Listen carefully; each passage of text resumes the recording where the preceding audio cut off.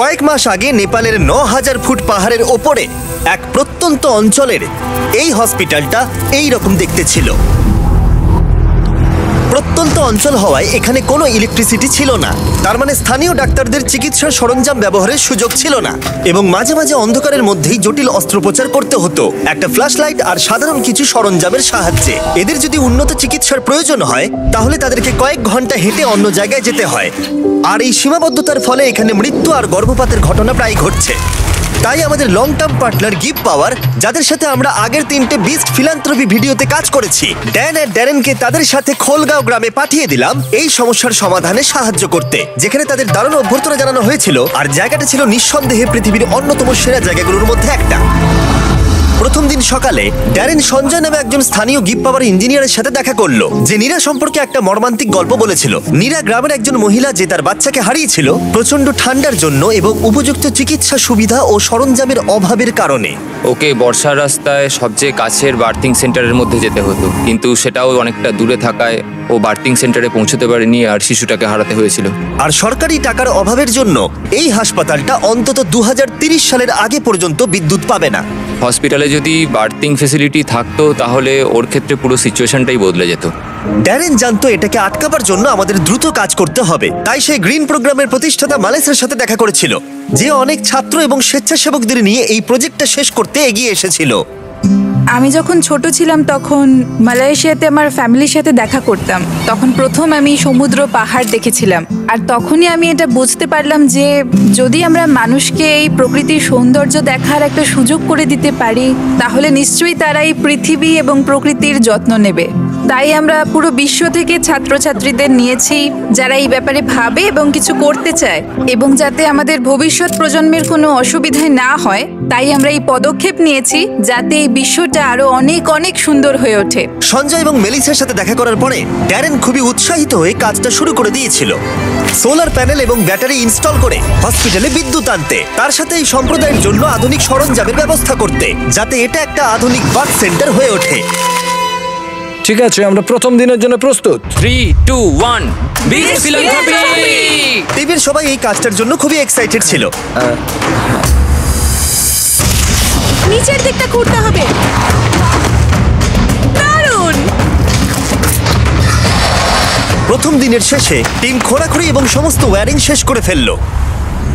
আমি সত্যি এদের অস্বীকার করতে পারি না, কারণ এই গ্রামের মানুষদের মধ্যে কিছু একটা আছে। তাদের সভ্যতা, তাদের বন্ধুত্ব, তাদের মেলামেশা আমাকে মাত্র কয়েক দিনের মধ্যেই তাদের পরিবারের অংশ করে তুলেছে। এটা খুবই আনন্দের। আমরা যখন এই বাড়ির সামনে দিয়ে হেঁটে যাচ্ছিলাম, কেউ একজন দৌড়ে ভেতরে ঢুকলো এবং সে ভেতরে আগুন জ্বালালো এবং ধোঁয়া বেরোতে শুরু হলো। আমরা জানতে পারলাম যে সে আসলে চা বানাচ্ছে।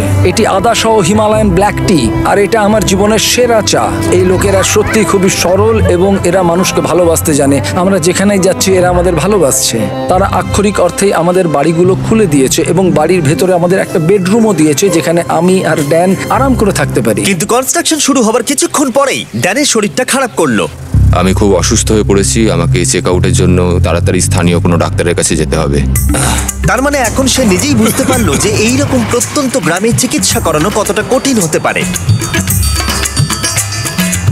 যেমনটা তোমরা দেখতে পাচ্ছ এখানে সবকিছুই বন্ধ রয়েছে, আর কঠিন বাস্তব এটাই, যদি তুমি এখানের কোনো গ্রামে অসুস্থ হয়ে পড়ো তাহলে কাছাকাছির বড় ফেসিলিটি পেতে তোমায় প্রায় 7 ঘন্টার একটা বড় জার্নি করতে হবে।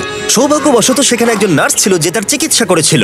ইনি হলেন করুণা, একজন নার্স, এখানকার লোকাল টাউন খোলাগাঁওয়ের মধ্যে থাকেন। ইনি আমাকে সাহায্য করতে এসেছেন।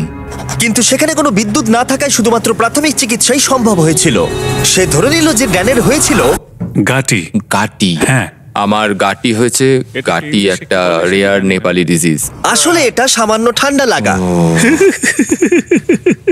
কিন্তু এই সম্প্রদায় প্রায় আরো অনেক গুরুতর সমস্যার সম্মুখীন হয়। যদি কোনো তাৎক্ষণিক এবং উন্নত চিকিৎসা ব্যবস্থার প্রয়োজন হয় তাহলে সেটা তখন পাওয়া যায় না। প্রজেক্টটা যত এগোচ্ছিল টিমের ওপরে ততই চাপ বাড়ছিল, তাই ড্যান কিছুটা বিশ্রাম পেলেও বাকিরা কনস্ট্রাকশনের কাজ চালিয়ে যাচ্ছিল।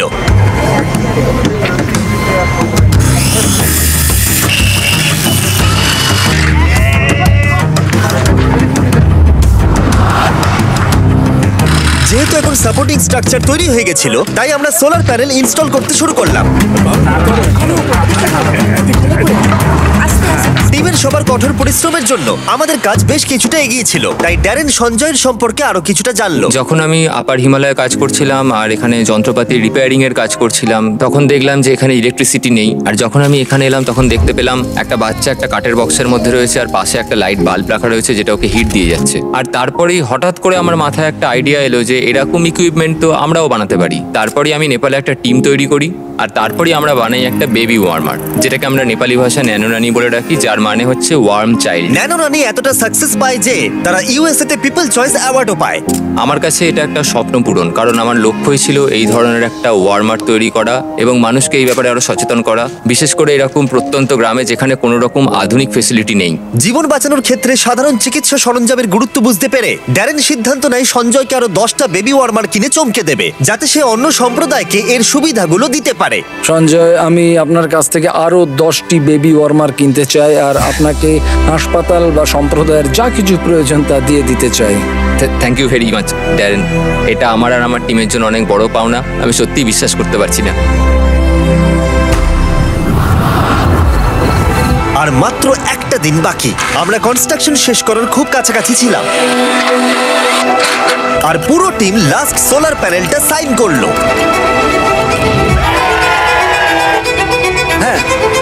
হ্যাঁ, ঠিক আছে। আর লাস্ট সোলার প্যানেলটা ড্যারেনই লাগালো। আমরা একসাথে একটা বিদ্যুৎবিহীন ভাঙা বিল্ডিংকে একটি সম্পূর্ণ চালু হাসপাতালে পরিণত করেছি, যা এই সম্প্রদায়ের 16,000-এরও বেশি মানুষকে পরিষেবা দেবে। আমি সত্যি অনেক কৃতজ্ঞ যে আমরা এখানে আসতে পেরেছি আর এদেরকে একটা উপহার দিতে পেরেছি, যা আগামী প্রজন্মের কাছে, এই মানুষজনদের কাছে একটা অর্থবহ প্রাপ্তি হয়ে থাকবে। এখন রাত ঘনিয়ে আসছে আর এদেরকে অবাক করার সময় এগিয়ে আসছে, তাই আমি আর অপেক্ষা করতে পারছি না। প্রথমবারের মতো আলো জ্বালানোর সাক্ষী হতে পুরো গ্রাম হাসপাতালে এসেছিল। তোমরা কি তৈরি?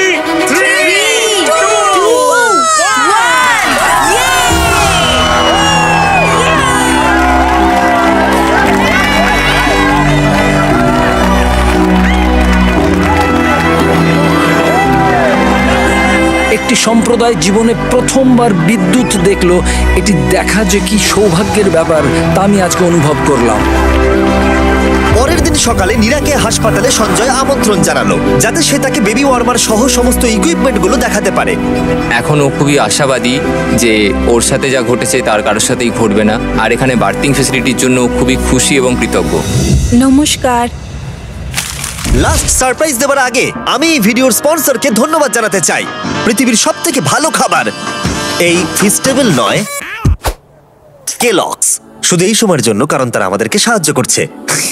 আজ থেকে 31শে জুন 2024 পর্যন্ত কেলগস মাইনক্রাফটের সাথে টিম আপ করেছে তোমাদের free exclusive character creator item দিতে। ঠিক এইরকম ক্যামেল হ্যাট, অ্যাক্সলট হ্যাট আর একটা চেরি ব্লসম ড্রেস। এগুলো তুমি তখনই পাবে যখন তুমি কেলগসের স্পেশাল মার্ক বক্সগুলো কিনবে। ঠিক এইরকম Kellogg's Froot Loops, Frosted Flakes, Apple Jacks আর কর্ন পপস। তোমরা কিন্তু তিনটেই ক্যারেক্টার ক্রিয়েটর আইটেম কালেক্ট করো। আর এগুলো ছাড়াও মাইনক্রাফট আর কেলগস অরবট ডে ফাউন্ডেশনকে পার্টনার করেছে। অরবট ডে হলো সেই ফাউন্ডেশন যারা আমাকে টিম ট্রিজে সাহায্য করেছিল। তারা 2.5 লাখ গাছ লাগিয়ে চলেছে, যেটা ইউএস এর জন্য খুবই প্রয়োজন। এটা কিন্তু দারুণ। ডেসক্রিপশনে দেওয়া লিংকে ক্লিক করে এদের সব টার্মস এন্ড কন্ডিশনস দেখতে পাবে।